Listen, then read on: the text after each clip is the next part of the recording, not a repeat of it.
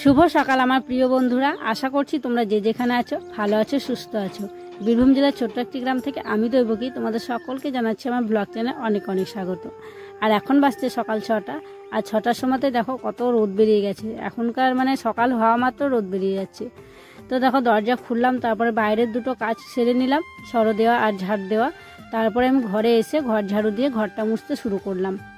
আর ভিডিওটা স্কিপ না করে সম্পূর্ণ দেখার অনুরোধ রইল। শুভজিৎ রয় আমাকে কমেন্ট করেছে যে তোমার ভিডিও আমার খুব ভালো লাগে। তো ভাই তোমাকে অনেক অনেক ধন্যবাদ কমেন্ট করার জন্য। আর নেক্সট কমেন্টটি হচ্ছে রাজেশ চ্যাটার্জি। তো সে আমাকে কমেন্ট করেছে যে গ্রামাঞ্চলে যে গোবর দেওয়া হয় আর কি, এক হাঁটু গর্ততে গোবর ঠাসার, উনি একটা ভিডিও দেখতে চেয়েছে। তো নিশ্চয়ই আমি ওরকম একটা ভিডিও করার চেষ্টা করব। তো তোমরা আমার এভাবেই পাশে থেকো, আমাকে একটু সাপোর্ট করো। আর তোমরা কে কোথা থেকে আমার ভিডিও দেখছো একটু কমেন্ট করে জানালে আমার ভালো লাগবে। ওদিকে সকালবেলায় গরুটাকে খেতে দিলাম, তারপরে আমি চলে এলাম ঘরে এসে দেখছি রুদ্রসোনা এখনও ঘুম থেকে ওঠেনি। তারপরে ভাবলাম যে জলখাবারের জন্য মুড়ি খাবারটা করেই ফেলি।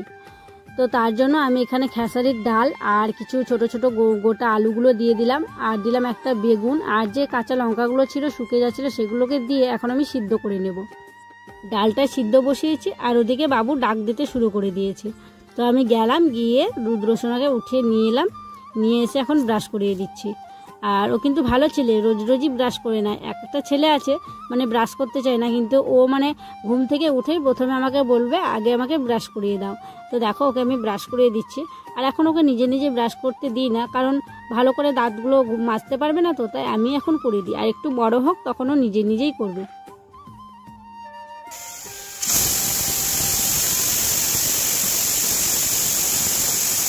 এখন আমি চলে এলাম পুকুর ঘাটে স্নান করতে, আর তার সাথে নিয়ে চলে এলাম রুদ্রর কিছু জামা কাপড় ছিল সেগুলোকে আমি এখন সার্ফ জলে ভিজে রাখছি। তো একটুখানি ভিজবে, তারপর এগুলোকে কেচে নেব। কেচে নিয়ে আমিও একদম স্নান সেরে বাড়ি যাব। আর তোমরা হয়তো সকাল থেকে দেখছো যে আমি আজকে একটু অন্যরকম করে শাড়ি পরে আছি। এই কথাটা তোমাদেরকে বলাই হয়নি আগে, যে সকালবেলাতে ঘুম থেকে উঠেই না আমি এভাবে আজকে 8 পৌড়ো করে শাড়িটা পরেছিলাম। তারপরে ভালো করে পরবো, কুচি করে পরবো করে আর কি পরাই হয়নি, কাজেই আর কি সময়টা চলে গেছে। বাবুর জামা কাপড়গুলো ভিজে রাখলাম, রেখে আমি একটু গেছিলাম মাঠে। তো মাঠ থেকে পালং শীষগুলো তুলে নিয়ে এলাম, তো সেগুলো এখন আমি কেটে নিচ্ছি। আর আমি চেষ্টা করি যে গ্রাম থেকে কিছু সবজিপাতি সংগ্রহ করে একটা রান্না করতে। আর তোমরা অনেকেই জানো, যারা আমার পুরনো বন্ধু আছো, যে আমার স্বামী বেকার, সেরকমভাবে কিছু কাজকর্ম করে না, আর ওই বাড়ির চাষবাসই করে। তো তার জন্য আমি যদি এদিক ওদিক সেদিক করে কিছু একটা রান্না করতে পারি, তাহলে আর কি বাড়তি খরচাটা আর কি রান্নাবান্না আর কি লাগে না।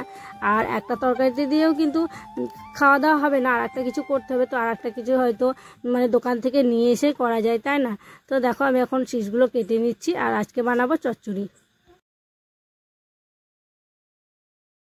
সবজিপাতিগুলো সব কাটা হলো, তারপরে আমি এখন হাঁড়ি কড়াইয়ে মাটিটা লেপে নিচ্ছি।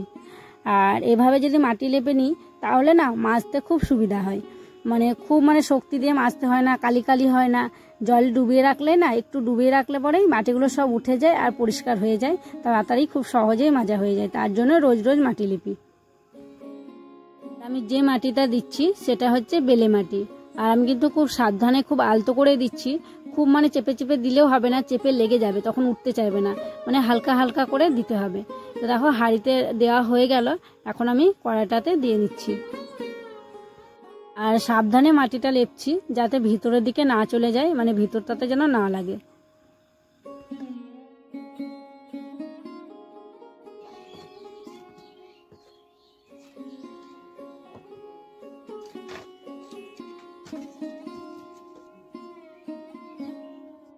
এখন আমি উনুন সালে চলে এসেছি উনুন ধরাতে।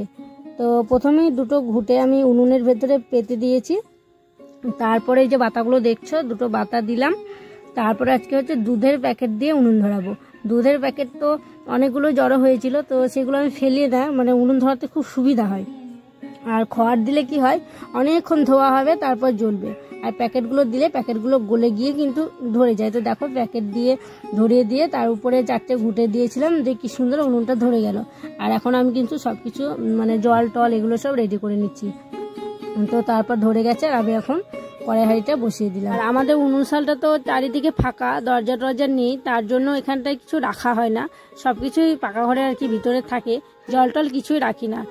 তো দেখো ওই দিকটায় আমি ভাতের জন্য হাঁড়ি বসিয়ে দিয়েছি, আর এই দিকটায় এখন আমি আলুগুলো সিদ্ধ করে নিচ্ছি তরকারি। আর এদিকে চচ্চড়ি করার জন্য সব কিছু মানে ধুয়ে রেখেছি, মানে ভেজাতে দিয়েছি। হাঁড়ি কড়াই বসালাম, বসিয়ে মাকে মুড়ি খেতে দিলাম, কারণ আজকে একটু সকাল সকালে রান্না বসা হয়েছে, রান্না বসাবার পর মুড়ি খেতে দিলাম।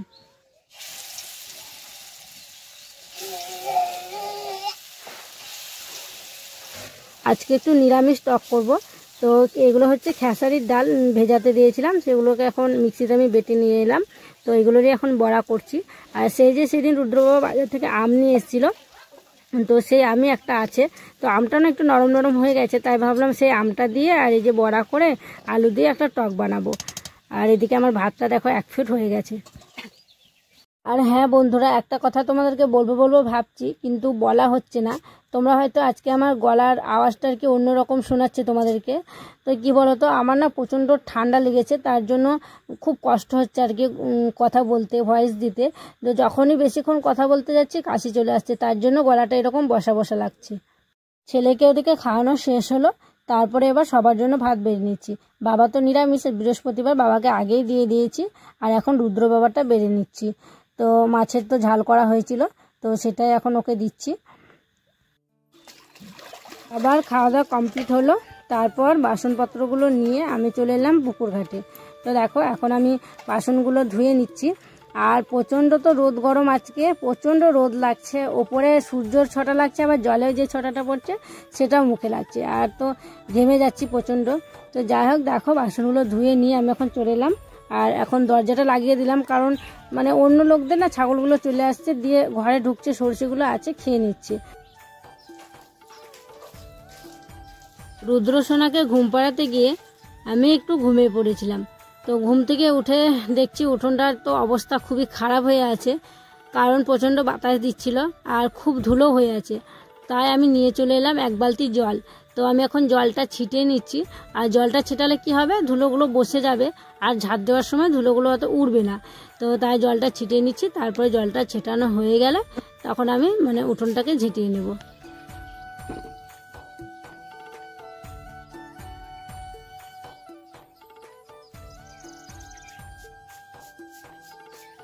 গোটা উঠোনে জল ছেটানো হলো, এবার আমি উঠোনটাকে ঝাড় দেব। আর আমাদের উঠোনটা কিন্তু বেশ বড়, আর ঝাঁটাটা দেখছো তো, ঝাঁটাটা অনেকটাই ছোট হয়ে গেছে, ঝাড় দিতেও খুব অসুবিধা হচ্ছে। তো আজকে তো এই মাসের শেষ, ওই মাসে নাকি ঝাঁটা কিনতে নেই, চৈত্র মাসে। তো কদিন থেকে বাড়িতে বলা হচ্ছে যে একটা ঝাঁটা এনে দাও, ঝাঁটা এনে দাও, কিছুতেই ঝাঁটা আর এনে দিচ্ছে না। তো আজকে মানে বিকেলবেলাতে এই রুদ্র বাবাকে উঠিয়ে বলবো আমি একটা ঝাঁটা নিয়ে এসে দাও পাশের আর কি গ্রামের দোকান থেকে, না হলে 1 মাস কি করে চলবে বলো এইটুকু ঝাঁটাতে, তাই না? আর এত বড় উঠোন, আবার ঘাটের দিকটা, রাস্তার দিক, ওই দিকটা দিদিরা যে চালাঘরটা করেছে ওই দিকটা, মানে অনেকটা জায়গা জুড়েই ঝাড় দিতে হয়, মাজা কোমর একদম ধরে যায়, প্রায় আধ ঘন্টা 1 ঘন্টা লেগেই যায় ঝাড় দিতে, জানো। তো যাই হোক, এই যে নোংরাগুলো আমি এখানটাতে আজকে জড়ো করে রাখবো, রেখে আবার কালকে স্নান করার সময় এগুলোকে তুলে আমি ফেলে দিই।